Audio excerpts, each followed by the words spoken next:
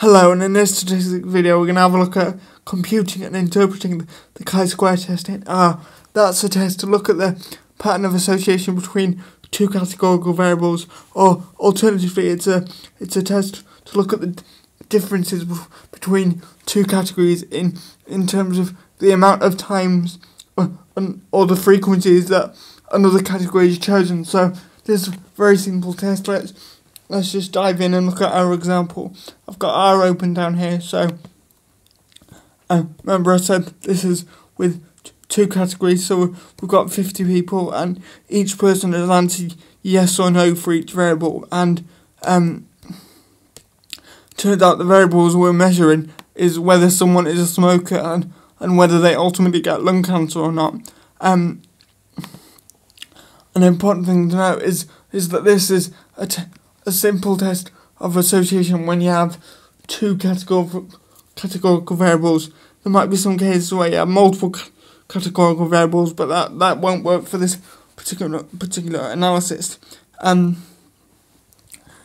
terms of conceptually, what we're going to do is draw a table that says, okay, how frequently do these values occur and how frequently do different combinations occur, and we're going to work out what the expected frequency would be if these were just due to chance, or alternatively if the null hypothesis was true, and we're going to look at the deviation from those expected frequencies, and that's what we significance test.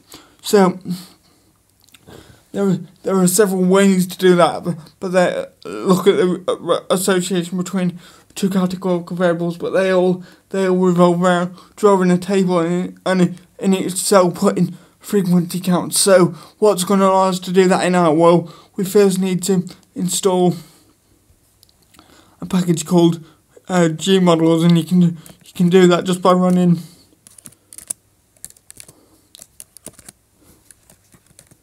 install.packages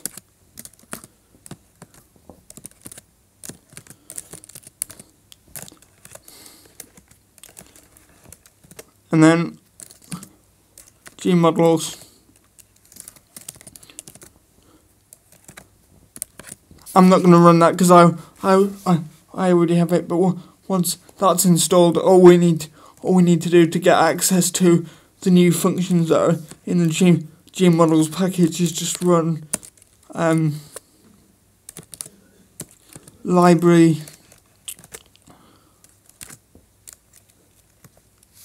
gmodels.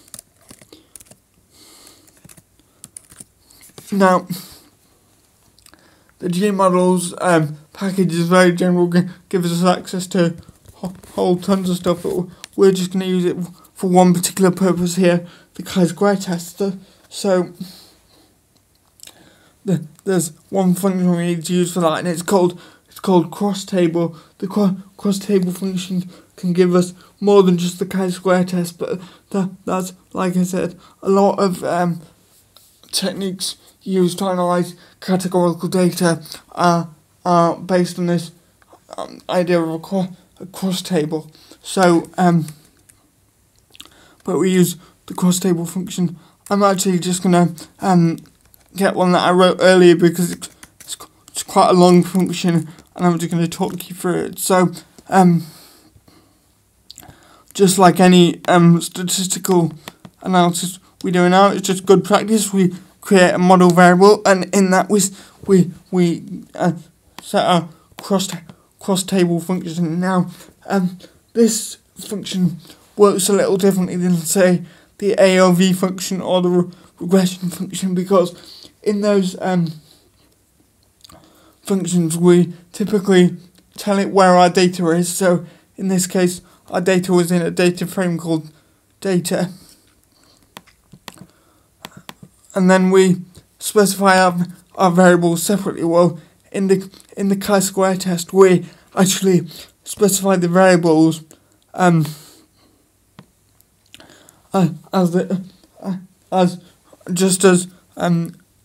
vectors on their own. So the order that you put in these variables is very important, and it's going to change how you interpret the analysis. So if we look down here, we see the first parameter we're going to pass it is x, and the second parameter we're going to pass it is y. X is what you want in the rows of the table, and y is what you want in the columns. So that's going to have a measurable impact when we actually look at our frequencies later for interpretation, because the chi-square test can give us many tests. What we need to do is not just specify variables, but actually specify that the chi-square test is true.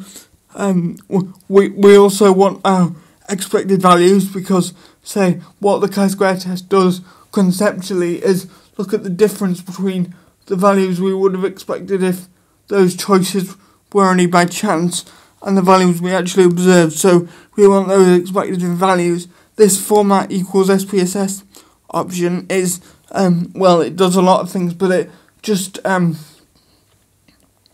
instead of just giving us raw frequencies, it gives us them, but it also gives us the percentage of frequencies that each of our categories has occurred, so it gives us a little more flexibility. So if we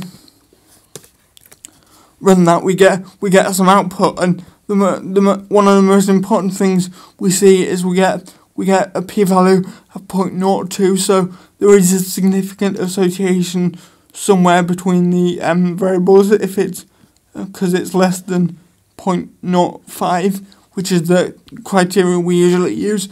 This minimum expected frequency option is important. It's an assumption of the chi-square test that this minimum expected frequency is more than 5. So here it's 11, so we've satisfied that assumption. To interpret what this significant effect means, we need to look back at the actual table that's been generated, and we can see here that we get some help here as to what each of these numbers represents. But basically, they're in order. So the first number you see in each of the cells is the count. The second number you see is the expected values. The third number is the chi-square contribution, and so on. What we probably want to focus on is the percentages. So we need to take a very systematic approach to this, because it can get very confusing. We can either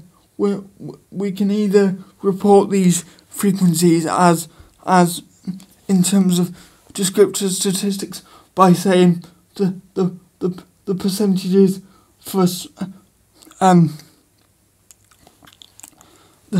the percentage of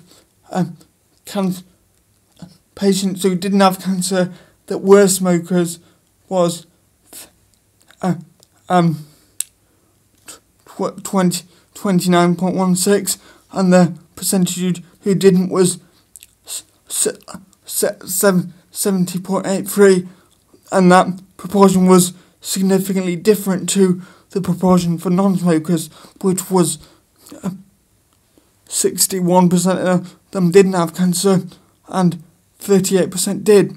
So equally, we could look at it in terms of the column percentages, which is the one down below. So in that way, we would say that for those people who didn't have cancer, 30% of them smoked and 69% didn't, but that's different from the people who did have cancer, which their proportion was 62.96 versus 37.037 people who didn't. So you're reporting the same information, but you have to be careful about what order you report these in, and that's why I said what these values mean is different depending on what you put in the rows and columns. So just to go through that again, because I feel like it maybe wasn't very clear, we can see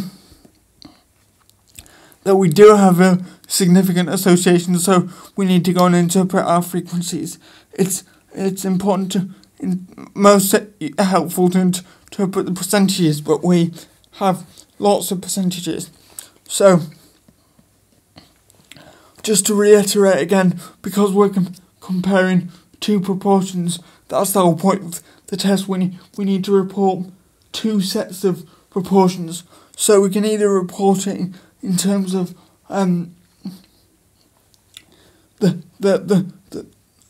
we can say the percentage of people who did have cancer who smoked versus the percentage of people who had cancer and didn't smoke, or we can do it the other way around and say of the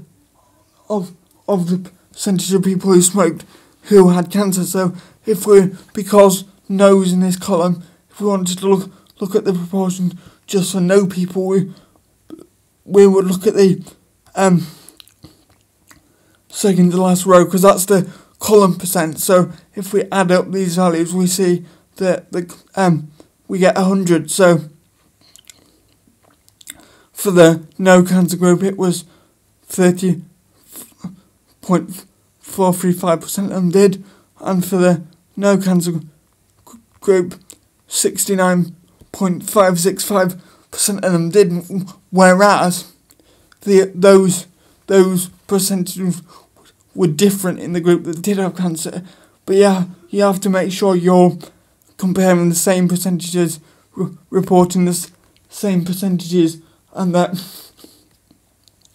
for both sets they add up to 100%. So that was a quick guide as to how to do the chi-square testing. I'm going to do a follow-up video or two to this, but I hope you enjoyed it. Thanks for watching.